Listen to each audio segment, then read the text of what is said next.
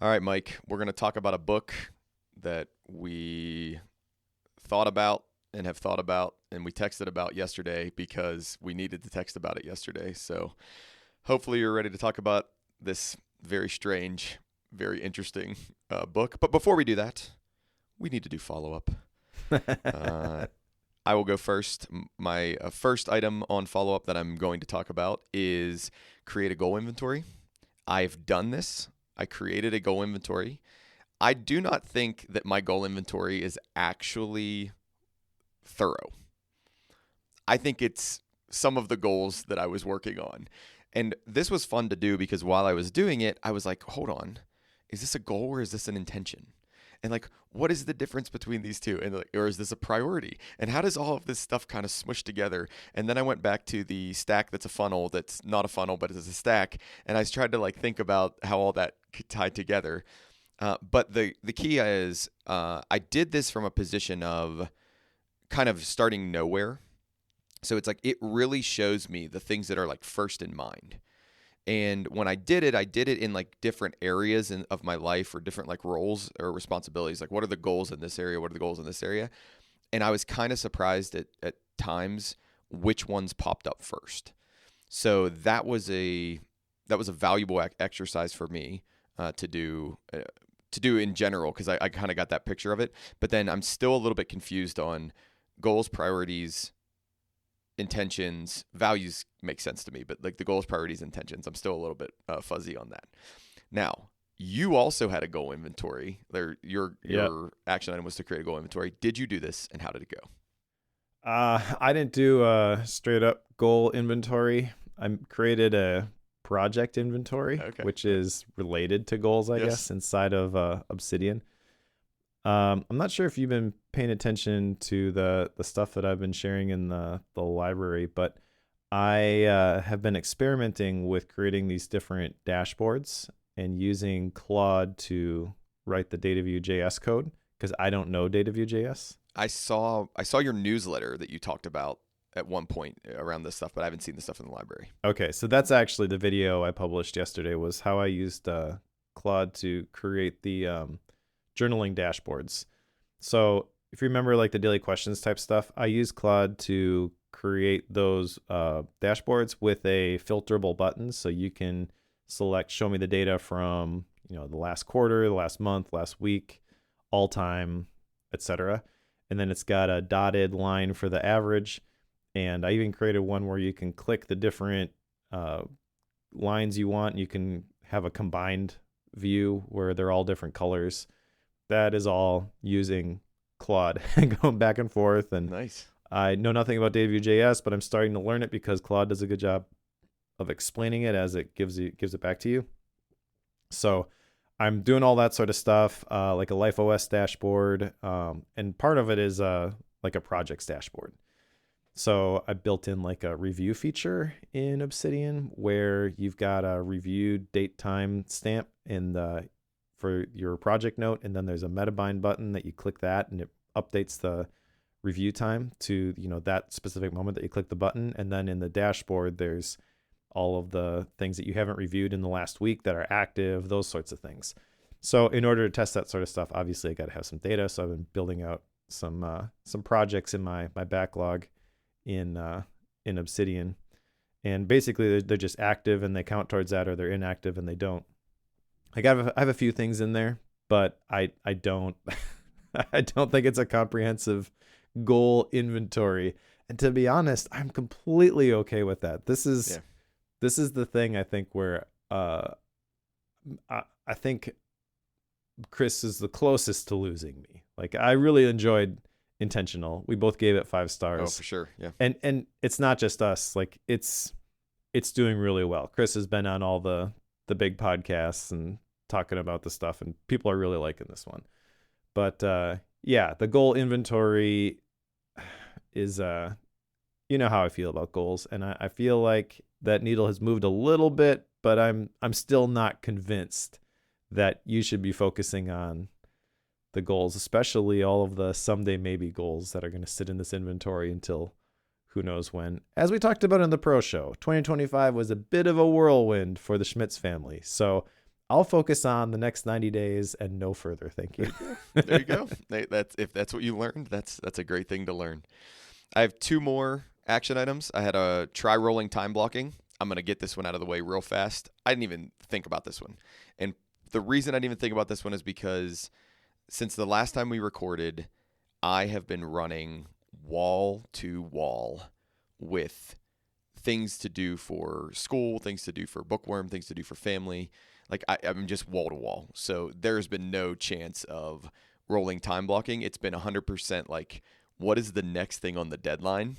And how do I get that done before the deadline? And then there's a couple things where it's like, I didn't get that done before the deadline. So how do I just get it done as soon as I can? And we're just going to be okay with the fact that life is not perfect and you just got to go there. So rolling time blocking is still something I'm interested in doing, but I didn't really get a chance to do that. All right. I have one more. Yes, you do. Observe what you're doing for a week and connect it to the intention stack. I'm going to not answer this question. I have observed what I'm going to do, but I want to get back to the intention stack because I went back and listened to your focused interview with Chris Bailey. And in your focused interview with Chris Bailey, he admits it's a stack that looks a lot like a funnel, but there's still a stack. And then he kind of just glosses over that and moves on. So I feel vindicated because he admitted that it's a funnel that he then forced into a stack. And I feel good about that. So, and that's all I'm going to say about my last action item. All right. That's fair, I guess. Yep. I have one other thing I want to mention, by the way, in this section before we get into the book. I created a PKM quiz. So it's at quiz.practicalpkm.com. It is actually technically live. So okay. You can go take it right now. I built this using Score app, and I basically ask 20 questions. You rate from 1 to 10 whether you strongly disagree to strongly agree with the statements. It gives you an overall PKM score, and then it gives you scores based on the, the 5 different categories, the PKM stack sections, basically. So information management, idea management, task and project management, vision and values, and then reflection and journaling. And what I love about this is that it gives you a little graph, and it breaks it all down, and it gives you dynamic advice based on what range your scores fall into. It packages it all up. It puts it into a PDF and it emails it to you, and it's pretty cool. I like it, so I'm gonna get that out into the world soon. If you wanna test it out for me, quiz.practicalpkm.com. And one other thing I'll mention here is that I am currently working on a Obsidian report card video. Nice. So if you want to contribute to the Obsidian report card, I'll have a link to the form. By the time this goes live, the video will be going out pretty quick. So if you want to contribute, don't wait too long. Okay. And it's a Jason Snell style, report card. I did one last year, just me, and I want to incorporate more folks. So I had a bunch of people in the library do it. I shared it with my email list. Now I'm sharing it publicly. So if you want to contribute, link to that will be in the show notes as well. Nice. You just gave me my first action item. Maybe my only action item from today, but you just gave me my first action item is to take your PKM quiz. All right. Well, Mike, we must do it now. We must move on to the Overthinker's Guide to Making Decisions. That is our book today. I need to tell you where this book came from. Joseph Nguyen wrote a book called Don't Believe Everything You Think. And this book is extraordinarily highly rated. Okay. I don't remember exactly when he wrote that one. I'm trying to find it real quick. 2024. So there's an updated version that I bought along with this one. Okay. So that one was in 2024. Was this originally published in 2024? Yeah, I think it was. Okay. So 2024. Well, then this one came out in 25, right? November 25. And I was like, okay, cool. That one's really highly rated. Let's read his newest one first. And let's go from there. what's weird about this, Mike, is I don't know if you searched on Amazon very much. The number of like copycat and like mimic versions of this book is unbelievable. Like, it's kind of wild. Like, I mean, you can do a quick search and the front cover looks identical. It's called the Overthinker's Guide to, and then they'll change the last like two words. It'll be like making, instead of making decisions, it'll be like decision making or something. And then it's by a different author. It is wild how copycat or mimicky people are when it comes to this book. I'm kind of shocked by it. It's the first time I've ever seen it. Yeah, I've definitely seen this sort of thing before, but I feel like this is prime copycat territory here because it's a pretty short book, and if you wanted to copy the format, you don't have to write a whole lot. You could generate some exercises, and as long as you're not publishing through, I think it's Authors Equity is the company that did this one, which is a nice book. It's like a sort of cloth cover. The back is weird. It's got like the pasted like paper thing on the back, which it like is smooth. I don't like that, but I could see lots of Kindle versions of this book being spawned. Yes, and there are very, very many. So if you, out of our discussion today, decide that you're interested in reading this book and you want to pick this book up, you look hard, like vet the site that you're looking at, because if you're doing the Kindle version, there's a ton of copycats out there. So that's the first thing. Second thing, this is a book of a series of 3, I think, if I'm correct. Mike, did you buy the series or did you buy? No, it just might be. I did not buy the series. I just saw that what was the other one you mentioned? Don't Believe Everything You Think. Don't Believe Everything You Think. Heard that one come up before, so when I saw it, I bought that one too. Yeah. Okay. So that's the bundle. It's not a bundle of 3. It's a bundle of 2. I think is what it is. But the tagline to this one, or the subtitle, is How to Make Decisions Without Losing Your Mind. So that's kind of the nature of it, is overthinking, and then how do we actually go through a decision making process. And he has these frameworks that we're going to go through. Now, we need to talk about the fact that, Mike, you said it's a short book. It's listed on Amazon as 192 pages, which is generous. Like, that is a generous 192 pages. The part 1, so that there are 4 parts to this book. Part 1 is 12 chapters that I think is like 50-something pages, maybe 60 at the most. Okay, and then part 2, Mike described it best yesterday when we were hashing out how to actually talk about this book, is like, it's a workbook. Like, you said it the best. Like, part 2 is a workbook. Like, that's all it is. It's not really any new content at all. It's like an assessment question, and then fill this out, and then you move on to the next chapter. So I don't remember how many chapters there are in each of those. There's another 10 chapters, 12 chapters in there. Let's see. Yeah, it looks like 12 chapters, 13 through 24. They're broken into 2 sections. Part 1 is self-discovery. The last chapter in that section is reflection. And then the same thing with part 2, which is self-reinvention. Last chapter there is reflection. And just to be fair here, you mentioned, I don't know if you meant it this way, but the words you used were like just a workbook. And I think there is value in the workbook approach. If you like the content in the first section. So forgive me. I did not mean to belittle or demean the just a workbook thing at all. I wasn't expecting it to be a workbook. Like, I was expecting there to be more content there. So when I say just a workbook, like, I wasn't expecting 12 chapters of essentially the exact same thing repeated 12 times, only with like a different context to it or a different nuance to it. It is kind of weird. I feel like most of the time you see the book and then the workbook is separate, or you have the action item type stuff built into the chapters themselves. Yes. So, we'll get into this in the book, but it's definitely got a specific angle that it's talking about this stuff from. Mm-hmm. And I feel like that maybe influences the breaking them apart and putting them into these groups of things, assuming that you're actually going to sit down and do all this stuff. Mm-hmm. I feel like that was the thing that shocked me the most, is that's a big ask. Yeah. This this is a commitment book. Yep. Like to do it, but I wasn't ready for that. And I think that's the first thing I want to say before we even talk about the book is like, I wasn't ready for a workbook. I was ready to be taught about overthinking and to be taught about, kind of some of these things. And I feel as though the marketing of the book on the front end needs to be refined, because I can't imagine that I'm the only person who is a little bit caught off guard of like, wait a minute, part 2?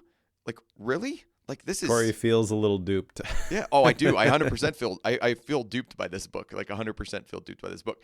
And I have no idea if that's, if Joseph did that, or if Publishers Equity did that, or as Authors Equity did that, or if it was just the nature of like, Corey, you should have known better. Like, I mean, come on, what are you doing? Anyhow, so then there's part 3, which is practicing trust, which is the framework that he throws out there. Then there's part 4, and this is what I was trying to get to as I do the overview of the book. Part 4 is thought experiments. It's like mini decision-making experiments that he wants you to try as you're going through your life, which again is just kind of weird. Like, the nature of most of this is just kind of strange. So if you're going to pick up this book and if you're going to read it, just know that like it is not structured.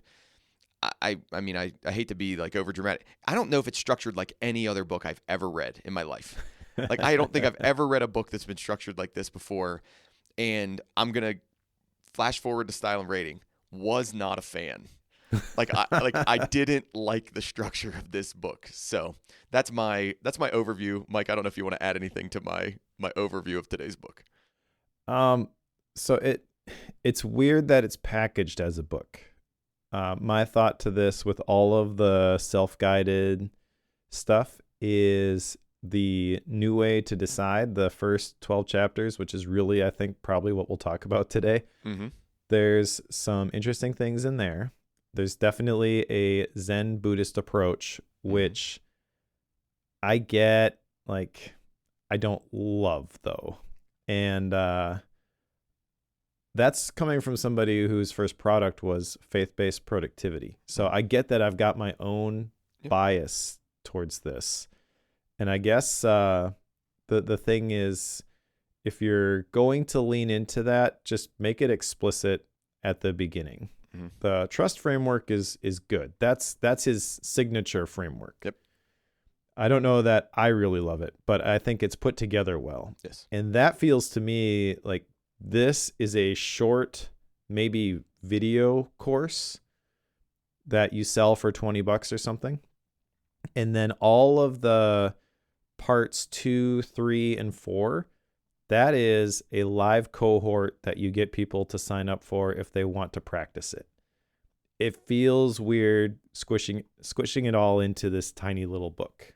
But so we've had, we read Published, and we read all these other things, and you think about the ways you can publish different things and the ways you can build a listserv and all this stuff. You had said it's like a video course with then an additional course, behind it. I could also see this as a series of blog posts that drive traffic, and then you push people to the experiments and you push people to the other things. Like, I think it works better like that too.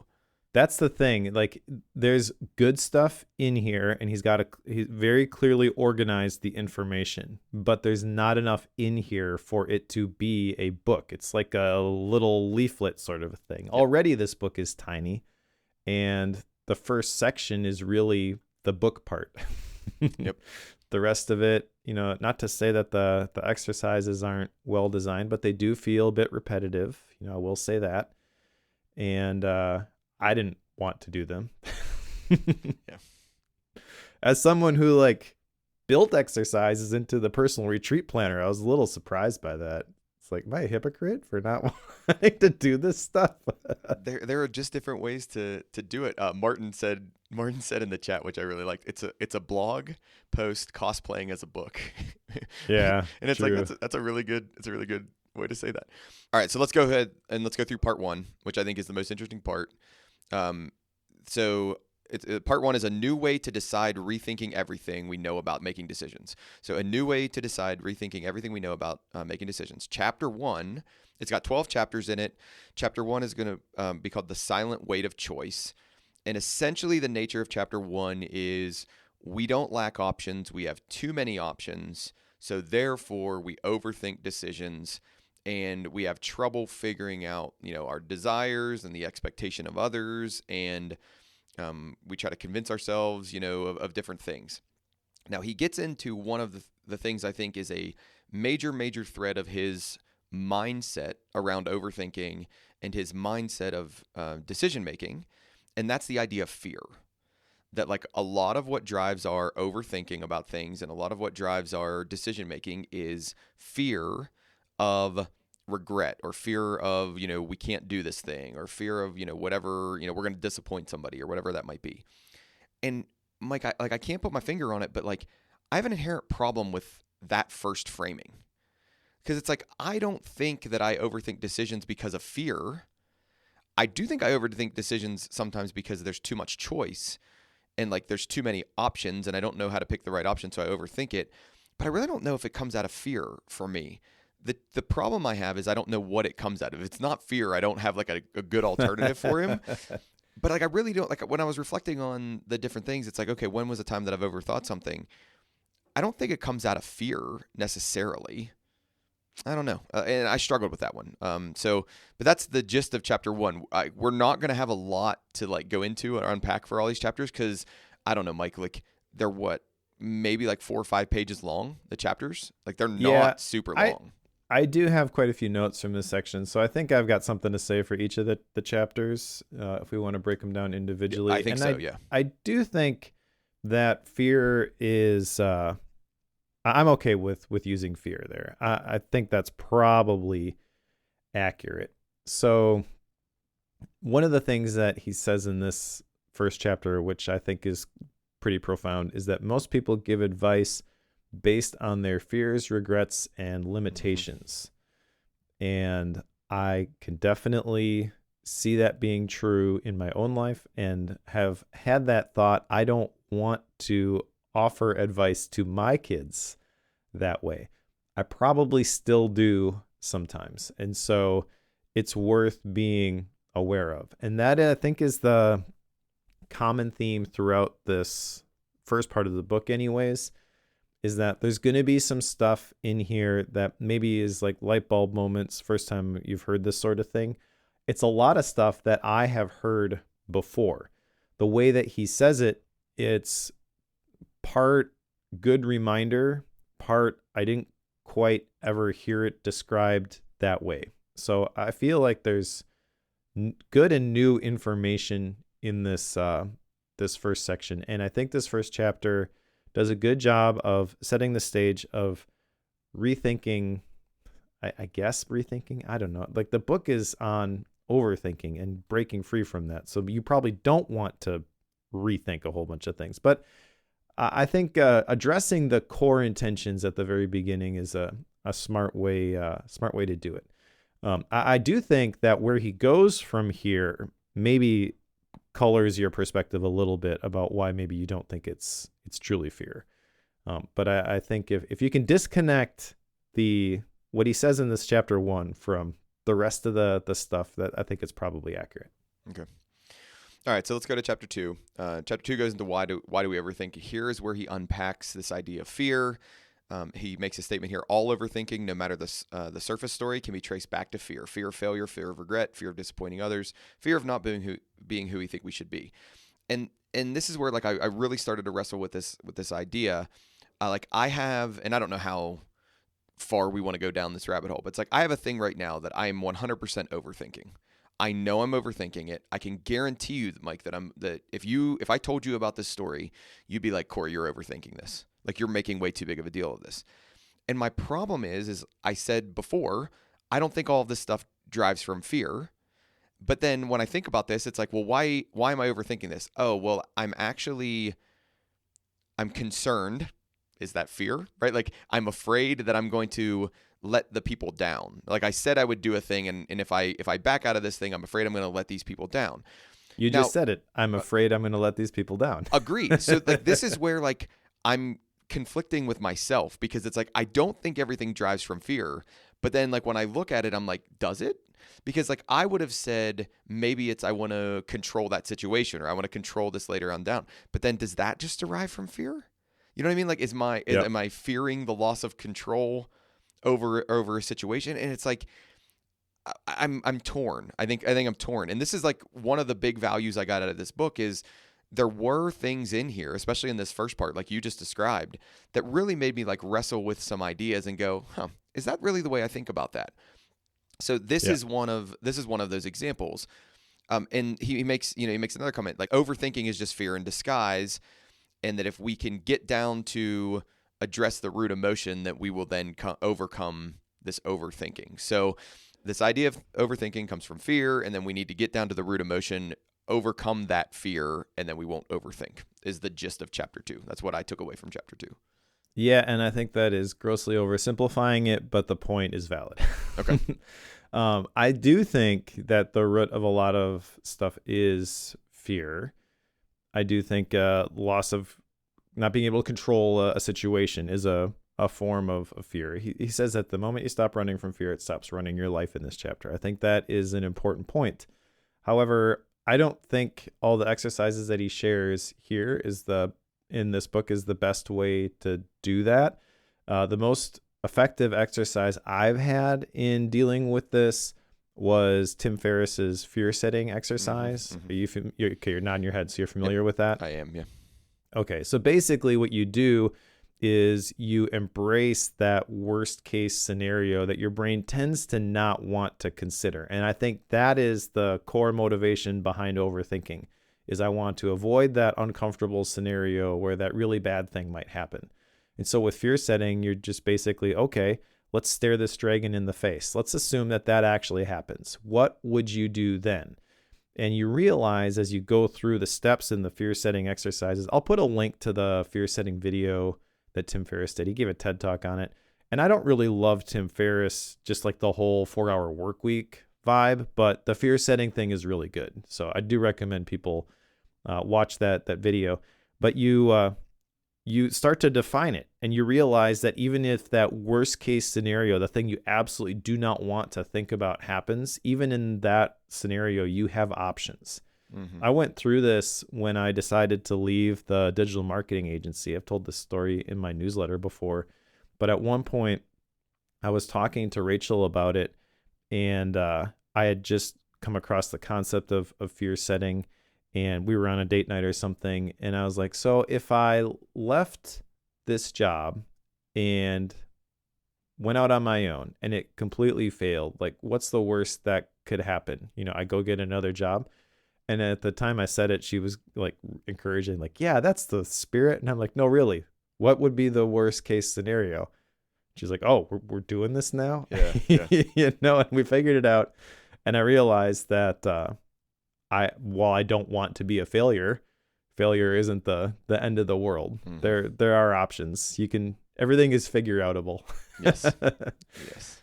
So, all right, let's go to chapter 3. So chapter 3 is your focus determines your decision. And in this one, he makes the statement that like essentially think of fear like fire, and the more oxygen we give it, the more it stokes the fire. So we need to pull the oxygen out of that. Well, what is the oxygen that drives the fear? And that's the emotion that we're making that decision from. So therefore, we need to refocus it into a new emotion or a different emotion, or not fear, or not the negative emotion. He makes a statement in this chapter about make decisions based on how you want to feel rather than what you're afraid to experience. And I have a problem with this statement. I can't make all my decisions based on how I want to feel. Like, I'm a dad, right? Like, so if I made all of the decisions based on how I want to feel, my family would pay the price. They would 100% pay the price. And like, that is not right. Now, that doesn't come out of fear. That comes out of a sense of responsibility. Like, if I didn't want to take on that responsibility, I should not have had children. So this is a very good example. I didn't know we were going to get to here, right? This is a very good example, like, of my mindset here.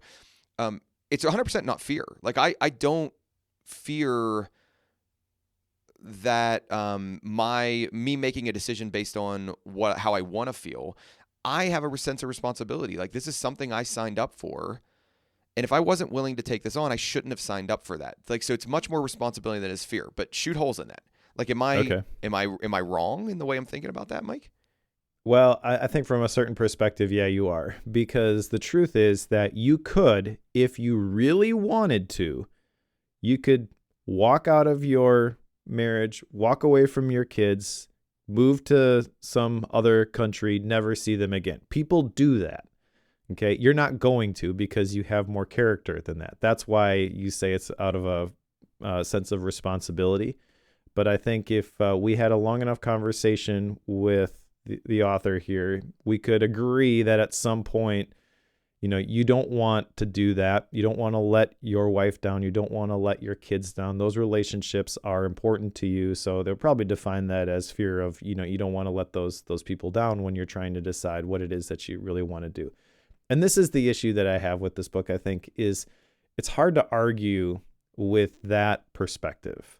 But also, I have no desire to drill down that deep. Yeah. Yeah.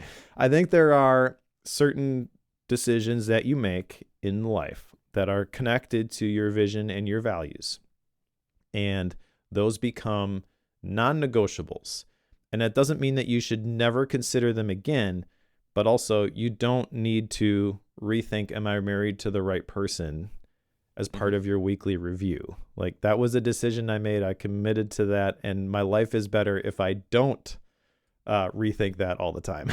Yeah. Yeah. Doesn't mean you never do. Doesn't mean there's not ever a reason to get out of an abusive relationship or anything like that. So I think I'm going to call it the illusion of like being trapped by the decisions that previous you has made. And I think you do have to realize that you do have ability, agency, what's the term? Self-advocacy, maybe, where you do have the ability to make the choice that you want to make. And it's fine to assume that the right decisions are going to be made by my code of conduct, my core values, my religious belief system. And I think that's maybe where my perspective differs from, I'm going to call it Zen Buddhist. It's probably not fair to just lump it all together, but I've read several books by Zen Buddhist practitioners, monks. There was one in particular that we had on the Focus podcast a while back, and I can't remember the person's name now, but it just kind of always drifts back to this. And sometimes, you consider this stuff and it's like, oh, wow, I never really thought about it that way before. That's interesting. But then, like, when I read books like this, it keeps bringing me back to that place. And I feel like, no, I've resolved that in my head. I don't need to think about that anymore.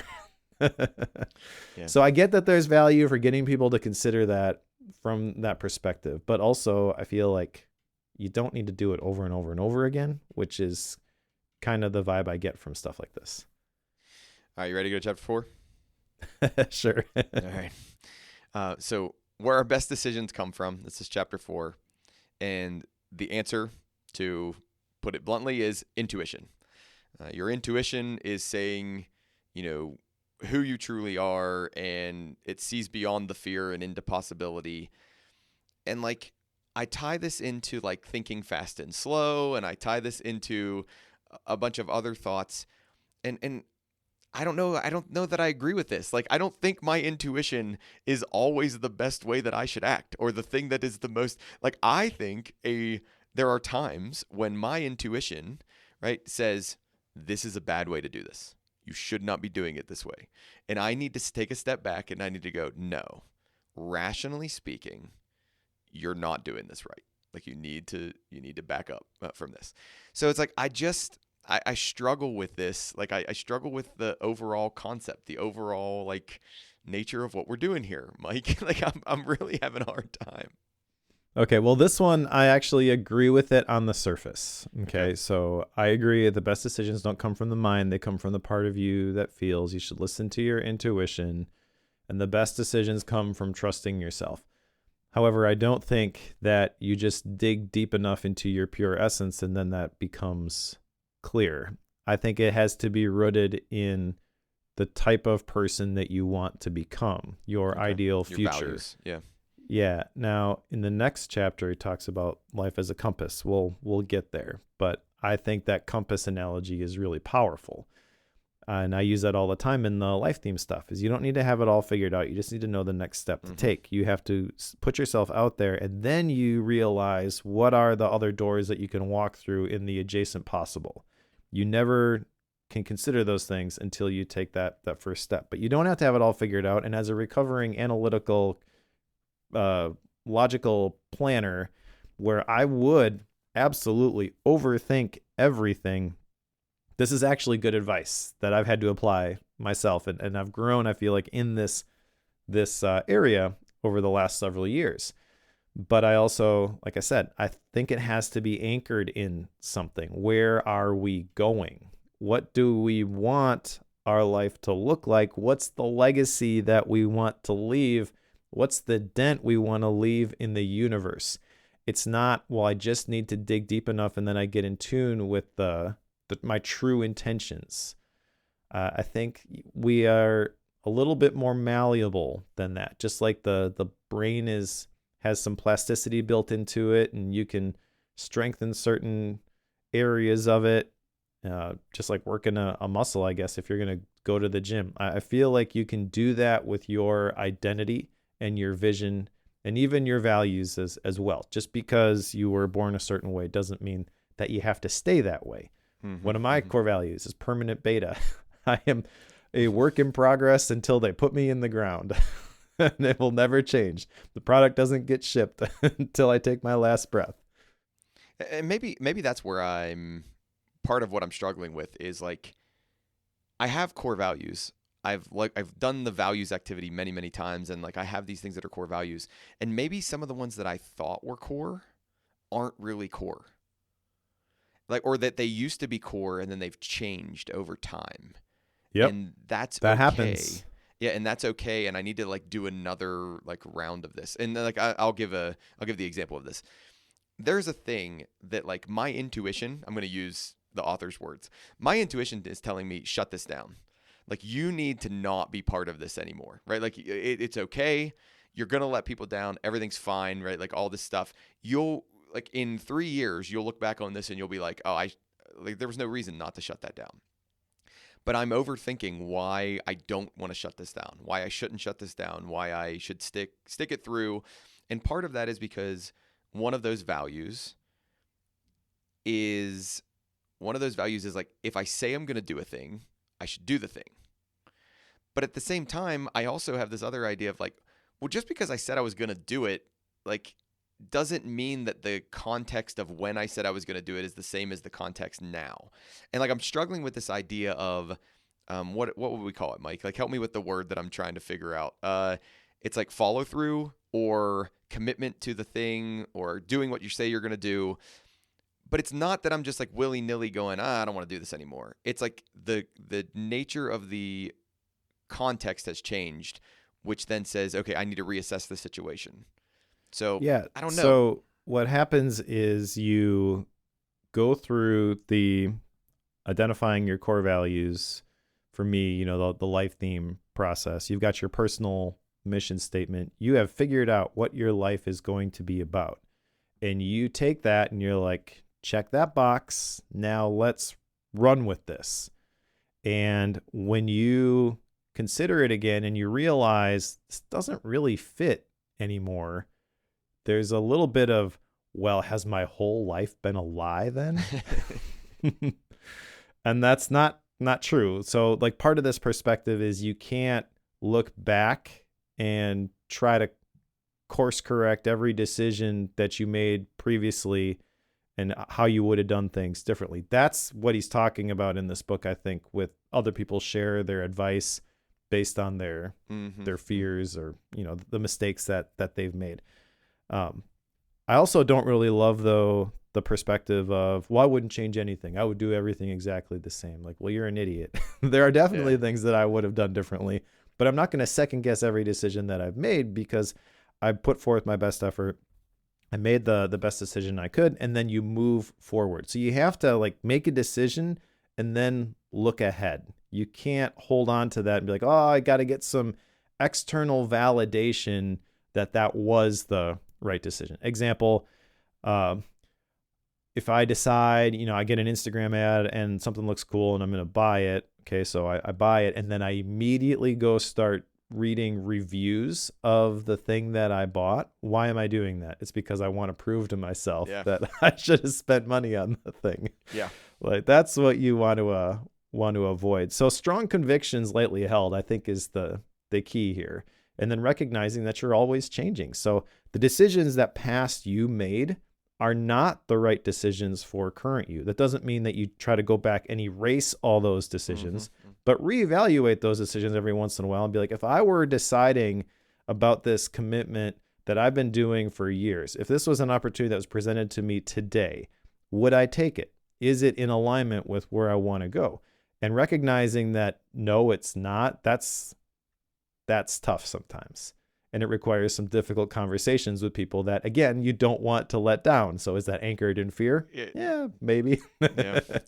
Yeah, like, okay. All right, let's go to chapter 5. Chapter 5 is, but what if I make the wrong decision by trusting myself? So you're seeing the chain through here. All right, we've got fear that drives to this idea of where our decisions come from in this intuition, and then we need to reframe that or refocus that, and then, okay, now I trusted myself, I made this decision, but what if it was the wrong decision? You talked about liking the compass portion of that, so I'm going to save that for you. I'm going to let you talk about the compass portion of that.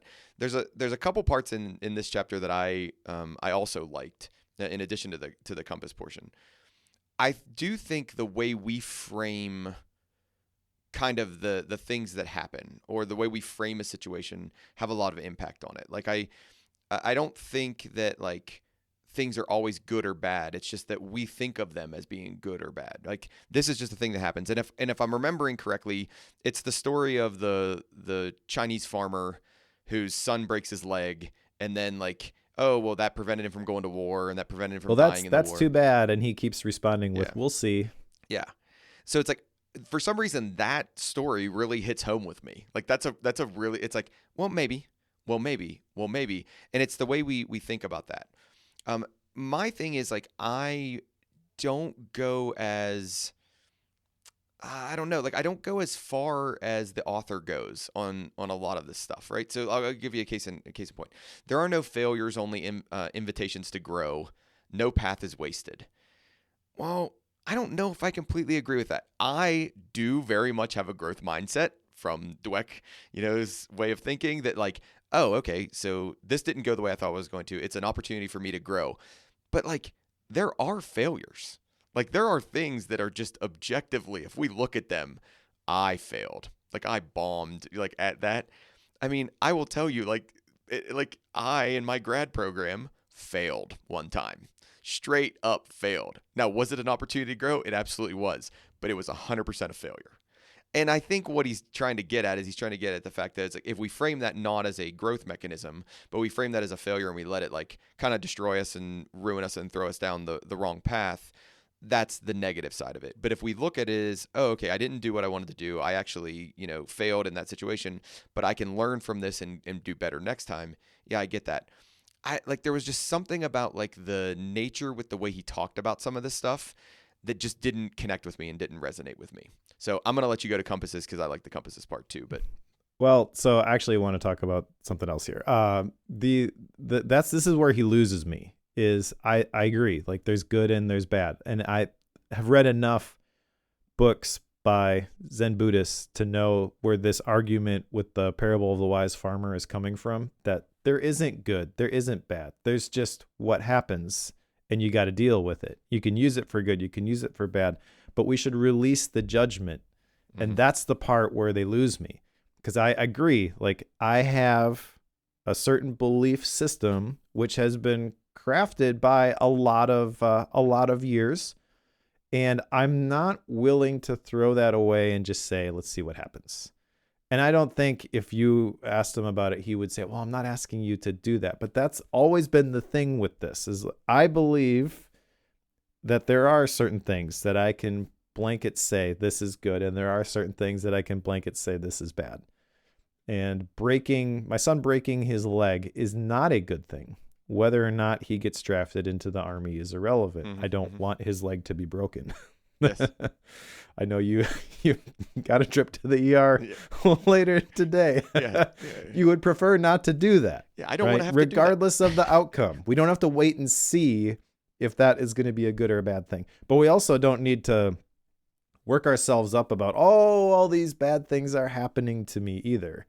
So I actually have one of those Ryan Holiday coins on my desk over there, the Amor Fati, and basically just love what happens. Okay, so you can't change the thing. Don't wish that it could be changed. Don't ruminate on it. That's the trap I fall into, is the rumination. And overthinking, why right? did this? Yeah. So this happened. What are we going to do with this? How are we going to grow from this? And where do we go from here? That's really the only useful approach, I feel. But yeah, I am not willing to just release the value judgment of the events either. Yeah. Comment just came in the chat. Perhaps you are not the ideal reader the author had in mind. Perhaps that is totally fair. Perhaps totally fair. Yes, and I'm trying to temper this a little bit. I do think there are some powerful ideas in here. I just am not going to take them to the same extreme that the author is taking. And you did mention the life as a compass. I think this is a great metaphor, because one of the things that I teach in the life theme stuff inside of the library, and actually even in the Practical PCAM cohort this week, we talked about the vision of values piece. And a big part of that is that you need a compass, not a blueprint. If you've got a blueprint, you've got your goals figured out. And I'm going to do this by this time. And what happens? It doesn't happen as fast as you thought it would. You get frustrated, and then you feel like you are a failure because you're not as far as you thought you should be by now.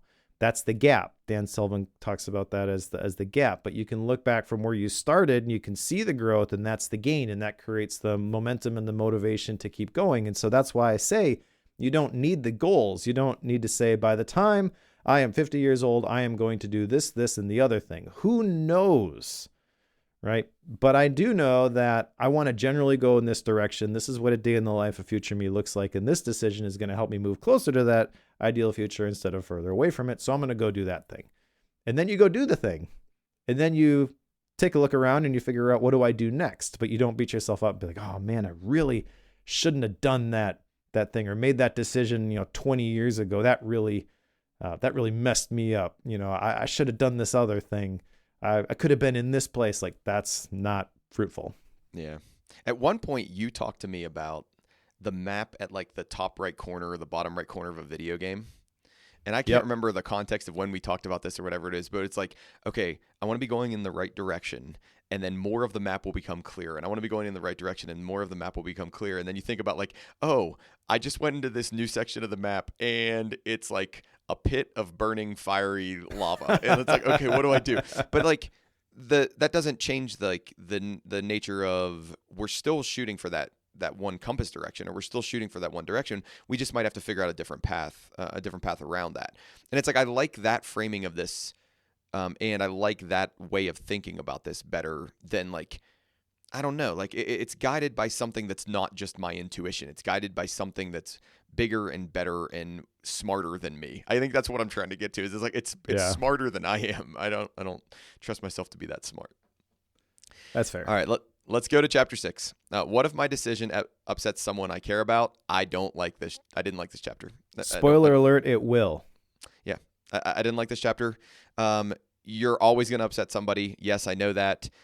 Someone else's comfort should never come at the expense of your growth, your joy, or your sense of alignment. I wholeheartedly disagree with that.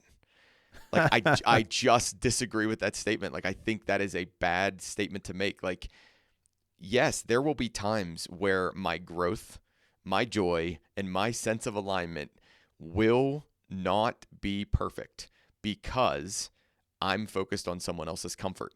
In my mind, this gets to the idea of servanthood.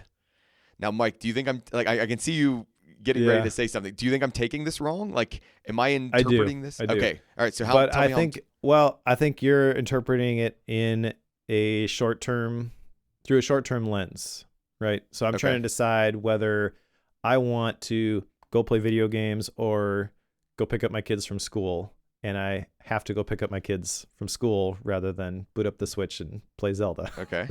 Right. But I think the long-term view, you do have to prioritize yourself over other people. And I don't know where I've heard this. It might have been Jim Rohn back in the day, where he kind of addressed specifically this: I take care of you, you take care of me. That's not the best approach. It's more, I'll take care of myself for you, you take care of yourself for me. And it comes back to, for me, the analogy of, you're on a airplane and the oxygen masks drop from the ceiling. They always tell you, put your own oxygen mask on first, because if you have passed out, you are not useful to anybody else. Okay. And this is a very oversimplified analogy, but I think that's really at the heart of this, is when you decide that you're going to get married, right? We're in the US, we don't have arranged marriages where you're just going to commit to this person and over the years you'll learn to love them. You make the commitment, and then I can pretty much guarantee you at some point you're going to be like, this isn't the same person I married, because you've both grown. You can, however, grow together. You can, I was going to use the term prioritize the other person, but really it's just consider the other person. But in the long term, when you're making that initial commitment, you have this vision, this future of you both growing old together, starting the family together. You know, if you've gone through counseling, they work through all that stuff to make sure that you're aligned. And then you get to the end of your life, and hopefully you've both been walking that path together and arrived where you want to arrive.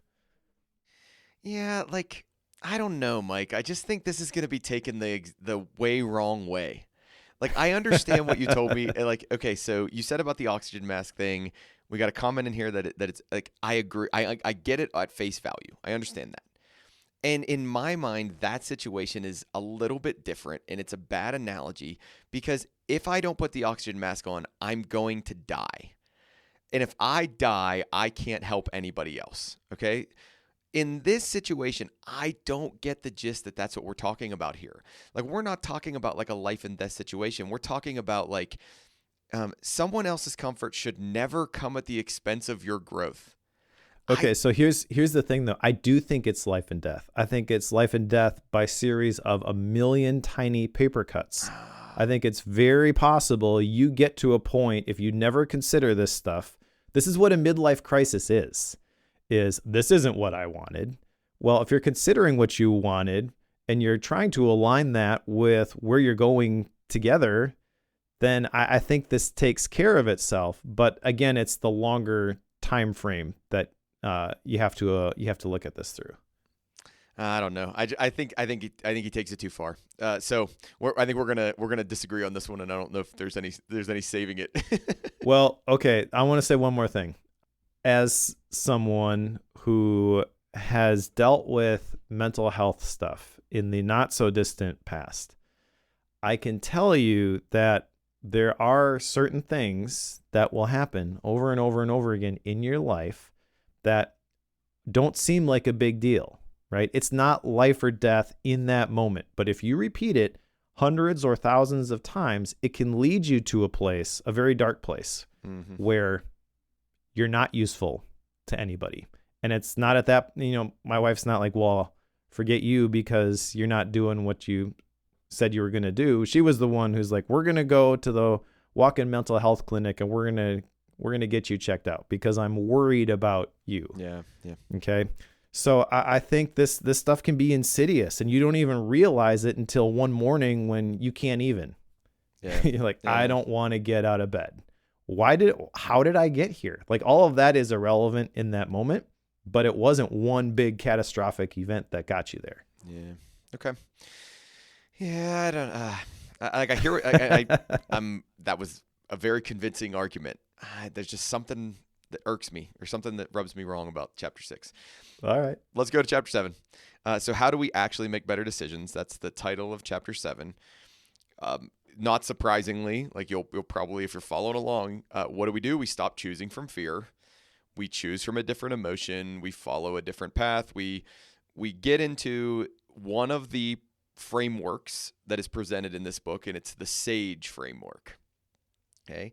And it's dimensions of actualized decisions. So this idea that we're going to now actually start to make decisions from, a different place. And SAGE stands for serenity, which choice will give me the deepest peace; alignment, which choice aligns with who I want to become; growth, which choice expands me the most; and then emotion, which choice is driven by love and abundance rather than fear. I can't tell you that I think this is all that wrong. I would have never, ever, ever, ever, ever come up with the acronym SAGE and or these 4 dimensions of actualized decision on my own. But I can't tell you that I think this is bad. Like, if I'm going to make a choice and I'm going to make it from a sense of peace, great. If I'm going to make it from a sense of alignment with, I'm going to say, with my values, great. If I'm going to make it a decision that aligns with me, I do not like the expands me the most. Like, that is just not the way I think about anything in life. But like growth, I get. Like, I understand that. But like in a way that makes me grow or challenges me or makes me better, right? Okay, cool. And then one that's driven by the idea of love, right? Like, okay, I'm in for that. So I don't have a fundamental issue with the SAGE framework. It is not going to be one that sticks in my head though. Like, it just isn't. Yeah. It doesn't click. I'm not a huge fan of the SAGE framework, but I think that the advice in this chapter is really good. Mm-hmm. So you kind of mentioned the stuff already, but our experience of reality is not something we passively observe. It's something we actively shape. And there's a question here where he encourages us to ask, what kind of life do I want to create with this choice? That is 100%. I agree with that. Like, that's this whole book in a nutshell for me. Is that you have more power than you realize. And even if you don't feel like you have options, you have options. And you have to recognize that those options are there. You do have the ability to quit your job if you want to.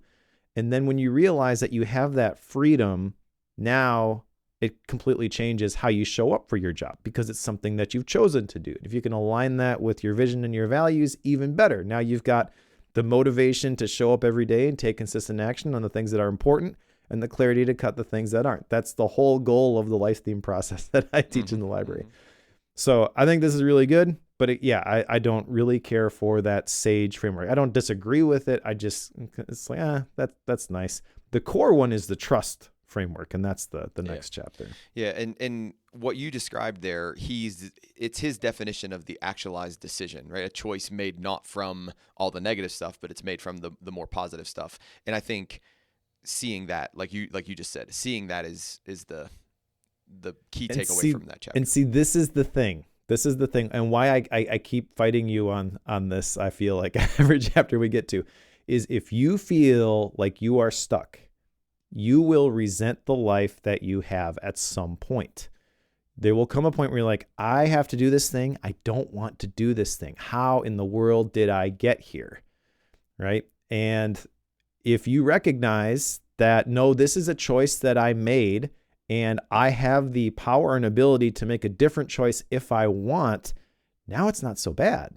In fact, it's not even bad. It's good because, it's uncomfortable maybe in the moment, just like going to the gym is uncomfortable, but it's in service of something that is more important to me. This is the root of passion. The root of passion is the Latin word patit, literally means to suffer. So an actualized decision is not the one that feels the best. It's the one that is the best based on current information that you believe is going to get you closest to where you want to go. Okay. I mean, I can't lie. Like nothing that you're saying isn't correct. Like nothing you're saying, I don't think anything you're saying is incorrect. Where it's like I'm going to push back on, oh, that's wrong, kind of a thing. I don't know. There's something goofy. All right, let's go to chapter 8, the trust decision making framework. So he lays out, and I think this is the crux of what he's trying to drive at here. Like, we're trying to get to the trust decision-making framework, a 5-step practice designed to help you break through overthinking and make actualized decisions.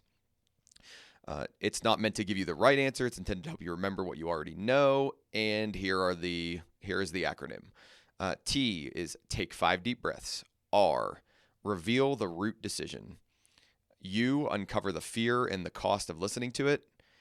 S, shift from fear to intuition.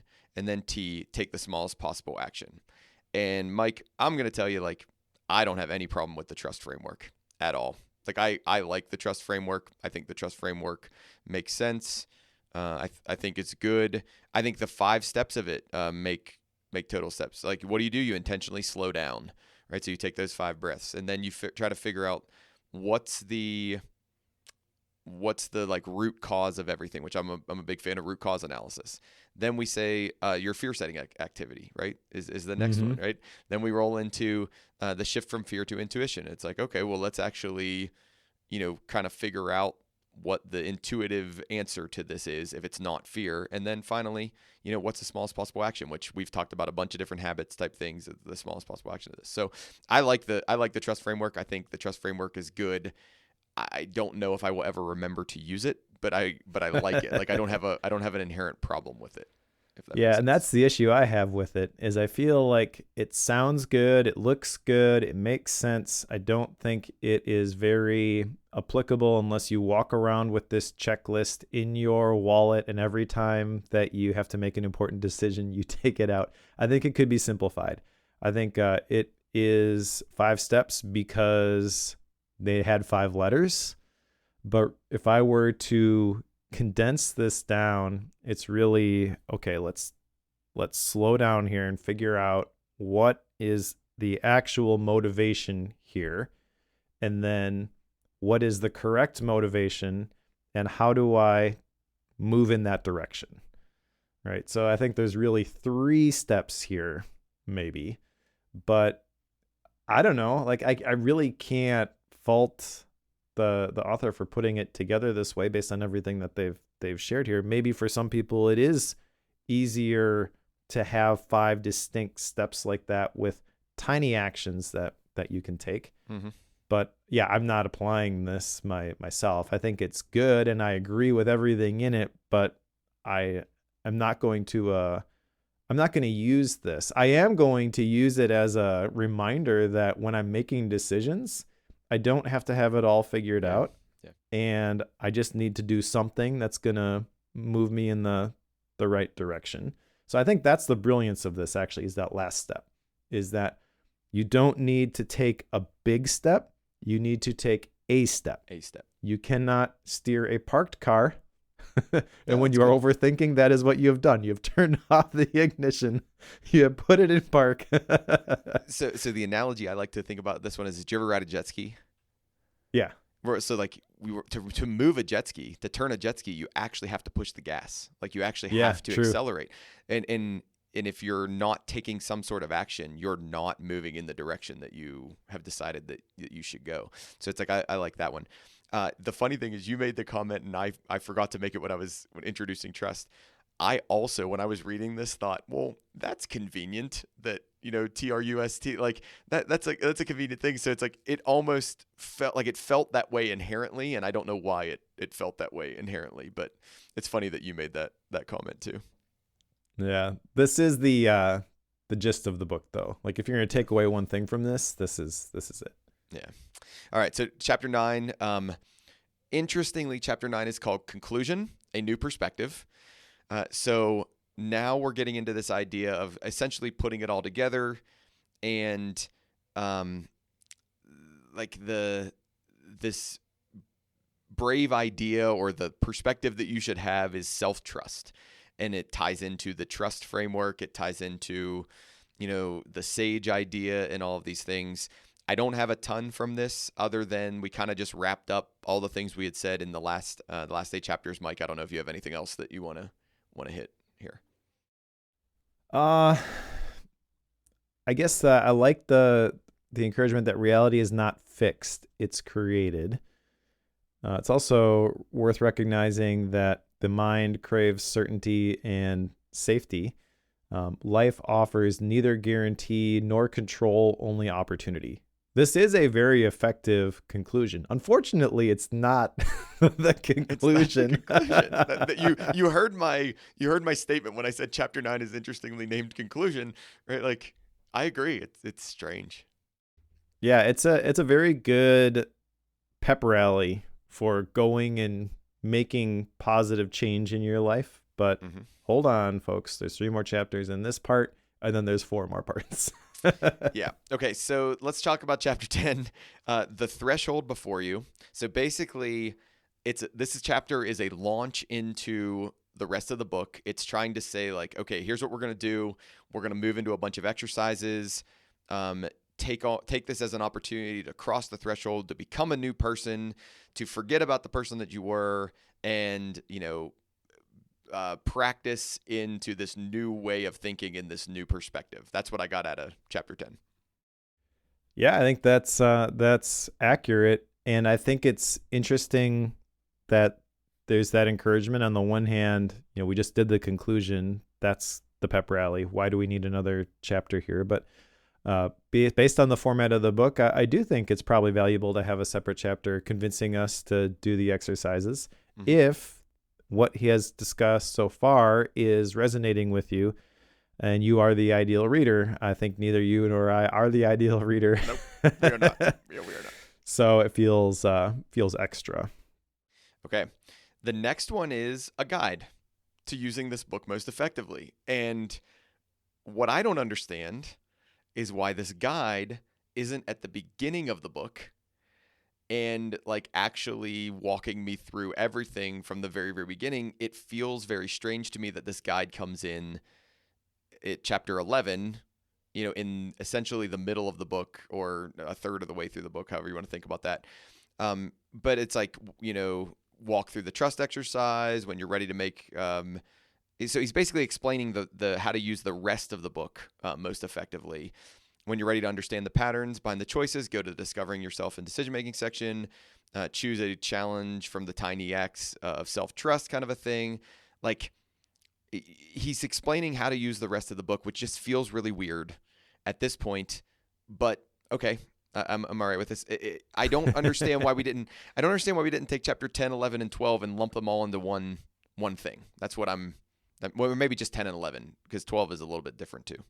Well, I feel like this one talks about how there's no fixed sequence for the exercises, that you can pick and choose the things that you want out of there. So I feel like it makes sense.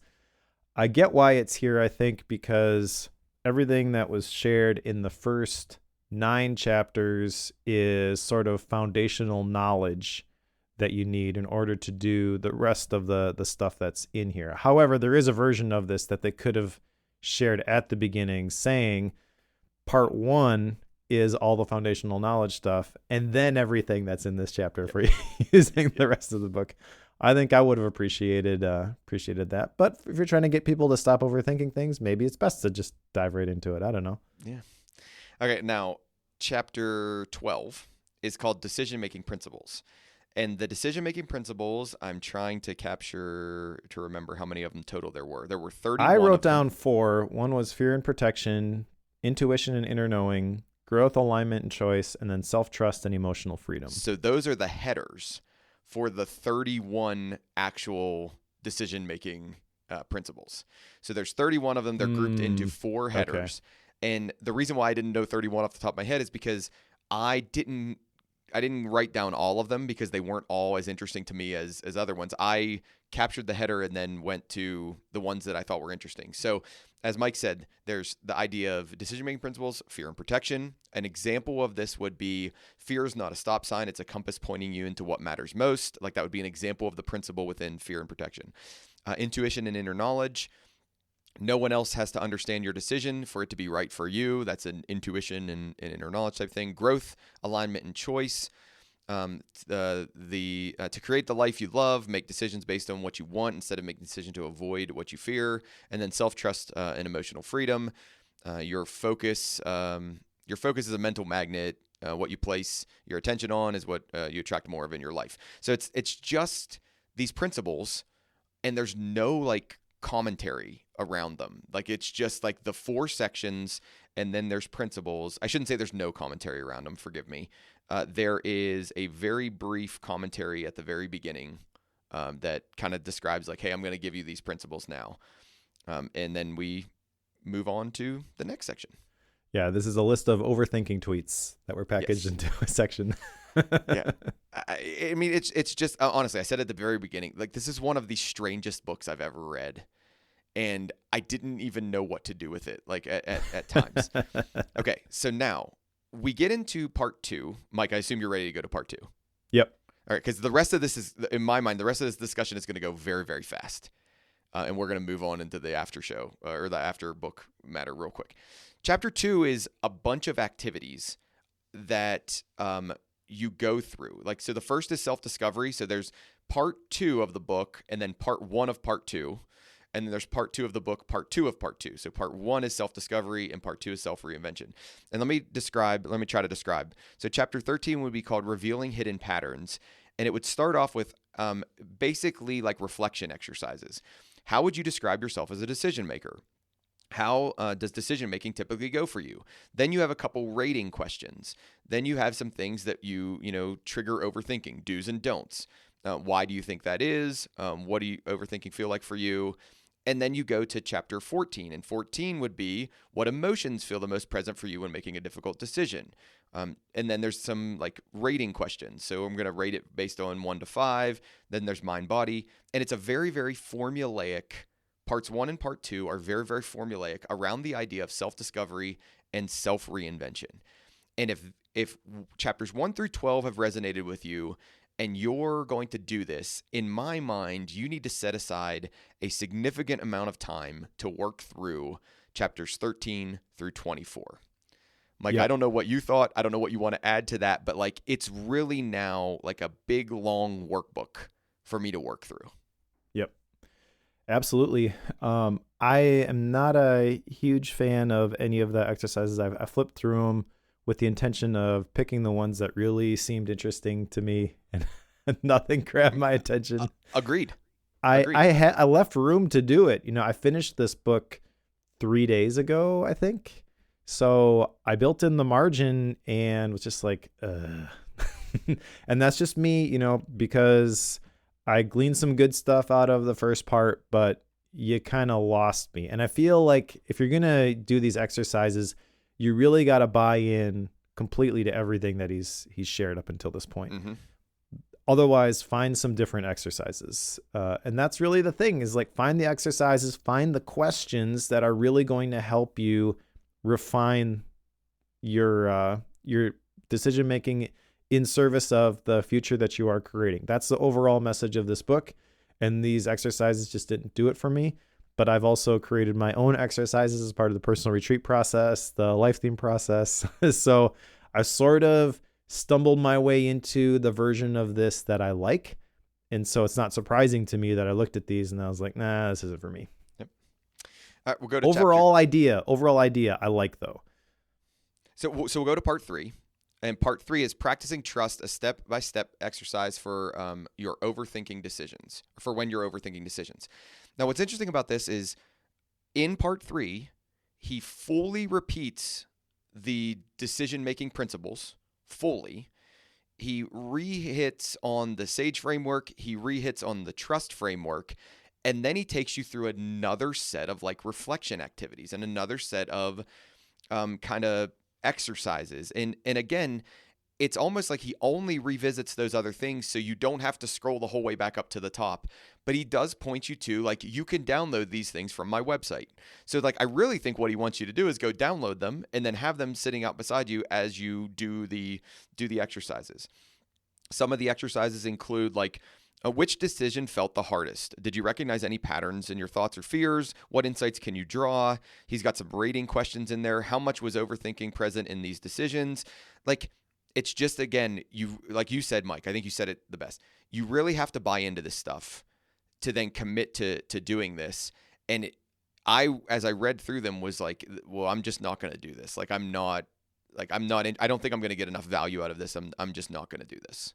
But if you do buy in, I think that these are probably valuable questions. Yeah. Like, I don't think the questions themselves are bad. It's just, I could look at them and I've considered enough thinking time questions that I was like, this one's not going to do it for me. So feel free to discard this part of the book, I would say. If you're not being pulled along by these questions, don't force it. Yeah. And then we go into part 4. And part 4, I think I actually am going to like part 4 better than Mike based on the little bit of talk we've had about this. But it's tiny acts of self-trust, mini decision-making experiments to help you stop overthinking and start trusting yourself again. And basically what this is, hey, try this experiment and see how it goes. Try this experiment, see how it goes. I didn't count the number that there have, but there's at least 20. There's probably 25 or so in here. Examples of them are go with your gut on food. So instead of overanalyzing or overthinking the menu, look at the menu real quick and say, like, what am I thinking I'm going to order for this meal? Okay, cool. Like that's a good example. Write without editing. Free write. Just write, don't try to edit anything. Great. The courage to say no. Say no to something, right? Like just, make sure that this week you figure out something to say no. Delay a decision on purpose. Oh, I want to buy this thing. Well, I'm intentionally going to delay for 48 hours. These aren't new. I've heard these in different places before. He's tying them into ways to help you stop overthinking. I actually think that there is a world in which I would try some of these. But I don't think any of these stood out enough to me for me to add them as an action item and say, like, I'm definitely going to try this one.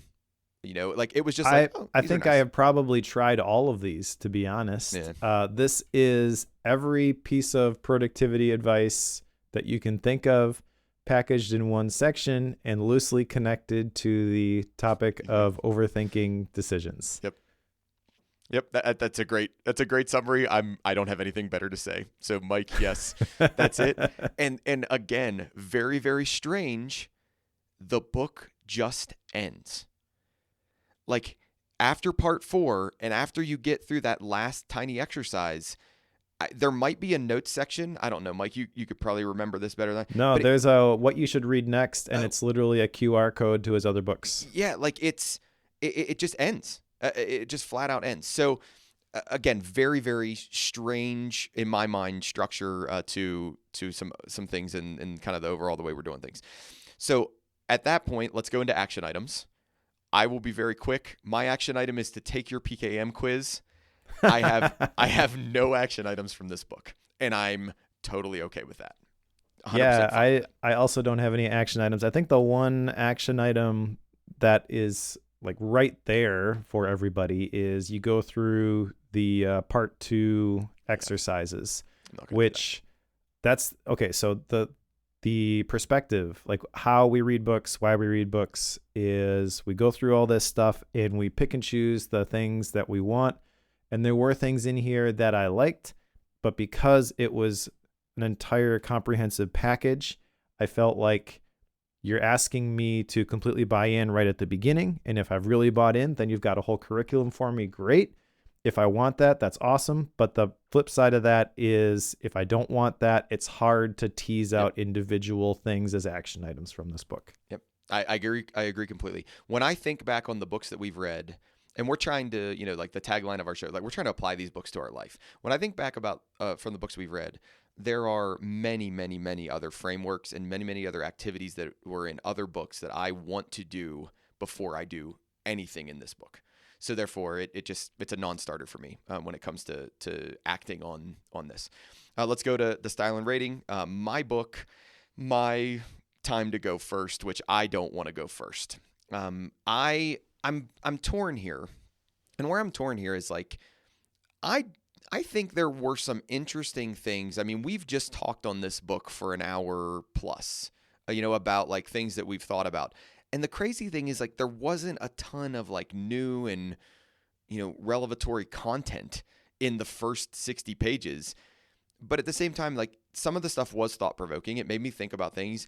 What's interesting about this book is it actually made me more confident in things that I've evaluated and established up until now. It wasn't like some books that they come out and it's like new idea. Oh, this is a new idea I'm going to apply to my life. This is new. And this one was much more of that's an interesting idea, but no, like I'm liking the way I approach this situation, or I'm liking the way I do this. I think like you said, Mike, like the trust framework is the most valuable thing out of that. but I can't tell you that I'm going to actually apply the trust framework in situations where I find myself overthinking. I think the thing that will stay with me the longest in this book is, okay, am I overthinking this out of fear? Or am I overthinking this out of something else? And I think the main reason why that will be the thing that sticks with me is I'm less confident on everything being out of fear, or whether or not everything is a derivative of some sort of fear and I'm calling it something, like that idea is going to stick with me only because I don't like it. Like I haven't wrestled around with it enough, and I want to wrestle around with it more. And I don't like when ideas aren't solidified in my head. So that's going to be, from a style standpoint, I really wish he would have explained the nature of the book and the style of the book from the very beginning, because it just didn't click with me the way he wanted me to work through this.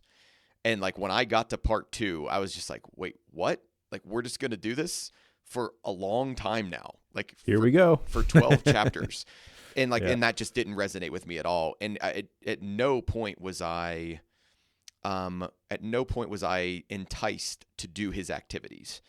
Okay. So, okay. I'm going on. Mike, I think there are people out there that this book will really click with, obviously based on, some ratings online and things like that. There are people that this book will click with. I am not one of those people. This is a 1-star book for me, Mike. Like, I really think this is a 1-star book for me. All right. And I'm the one who picked it, and I feel terrible about that. Yeah. So I think this is very close to being a great book for me, but it is not a great book for me. And for reasons that we have discussed at length, I feel like the author did just about everything they could to push me away in certain ways, certain tiny little things. And I do think that there are some really powerful ideas in here. I like the challenge at the beginning to think about fear being the dominant motivation in your life and wrestling with that, and what are you going to do about that. I think there's some great perspective that is shared in the first part of this book.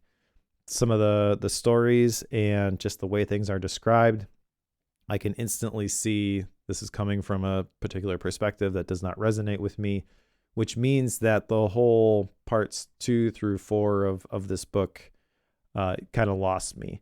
But I do think it's interesting. I'm trying to think about if I had come across this book at the beginning of my productivity journey. I had not tried almost every single one of these tiny acts of self-trust as they were presented as things to do in other productivity or self-help books that I had read. If I was coming to this fresh, how would this resonate? I think there's potential that it's maybe a little bit more useful. But also, I don't know that this is one that I would necessarily recommend. I think there's about 1,000 words of really challenging ideas in the first part of this book, and you definitely don't need to go through the whole book. I think maybe if I could create like a Cliff Notes version of this with the things that I thought were important, I'd give that to people and be like, okay, read this, then come back to me and tell me how you feel about it. And if they're like, yeah, I totally agree with all this stuff, okay, then go pick up this book and go through the exercises, and you'll probably get a lot out of it. I'm sort of stuck in between. Yeah. Like, I'm not the person who's just, oh, this, I don't agree with this at all, but also I don't agree with all of this. So I'm gonna put it at 3 stars, right in the middle. I think it is well written, and I do think that there's potential for some people to pick up this book, go through that first part, and be like, wow, I never thought about it that way before. This changes everything. Yeah. I would caution you not to, just myself personally, blindly follow the author down the rest of the path here. But I think there are some people where these exercises are great. And this is the Life Design Handbook for you. And it's a 5+ star book. But that is not me. And I don't think it's the average bookworm listener. I do think if you were to pick this one up and read through just the first part, it's probably going to challenge you a little bit. Maybe see if you can get it from the library or something. Yeah, I would agree. I would agree. Yeah, I would agree. Yeah, so 3 stars. I'm actually surprised that you rated it that high. So Mike, let's put the Overthinker's Guide to Making Decisions on the shelf. What's next? Next is The End of Burnout by Jonathan Malisich. We talked a little bit about burnout last time when we went through Intentional, and I'm nervous about this book now. But burnout is a thing that I have dealt with, and gonna take you down this journey with me. If nothing else, we'll get to talk about burnout, and that'll be fun. Yep, it will. After that, we're going to be doing The Coaching Habit by Michael Bungay Stanier. And Mike is familiar with this book. This book's a little bit older. It's from 2016. I am not familiar with it. But it's the subline is Say Less, Ask More, and Change the Way You Lead. So it's a leadership book around coaching. So I'm excited to see how that one impacts me in advising and working with my kids and doing different things as a leader. So it'll be fun. Nice. Mike, do you have any gap books? I do. I'm on this fiction kick thanks to Cory. Yeah. So I have finished up Red Rising by Pierce Brown, and I am reading The Great Gatsby by Scott F. Fitzgerald because we are actually going to go see The Great Gatsby as a play in March or April. I can't remember. We got tickets. So and then I've got another fiction book lined up after that. So it's working, Cory. All right, bookworm listeners, I'm just going to let you know we might turn into a fiction podcast as well. Not true. Okay, so my gap book right now it's called The Crucified King, and it's by Jeremy Treat, and it is what the tin says, right? So it's a very much a theology and Bible book about Jesus being crucified. So there you go. We just want to thank the pro listeners on our pro show. We talked about our 2025 retrospective and then what we're looking forward to in 2026. So if you're interested in listening to that, you can check that out. If you're interested in becoming a pro member, it supports the show. It helps us kind of with the hosting and with the back end items that we do or that we need to provide for the show. But it'll give you a longer ad-free pro show, like I described the retrospective. It'll give you a bootleg, which is released pretty much right after the recording. So we dump that audio down and we get it turned around really, really fast. Usually it's about a week or two early. It gives you a bookworm wallpaper. Mike has generously shared his reading masterclass from Practical PKM. So that's, Mike, 3 hours, 2.5 hours, something like that? Yep, 2.5 hours of how to reading goodness. Yes. So that was awesome for him to do that. It's $7 a month. You can sign up on bookworm.fm/pro. You can go there to sign up. And we thank everybody who is a pro member. It really, really does support us, and it really, really helps us out. So thanks so much. Yes, absolutely. Thank you. And thank you to the people who showed up live. We had a bit of a lively chat this time around, and that was definitely an add to recording the show. So we do share the links when we go live. We record on YouTube, so if you want to join us live, please check that out. If you're reading along with us, then pick up The End of Burnout by Jonathan Malisich, and we'll talk to you in a couple of weeks.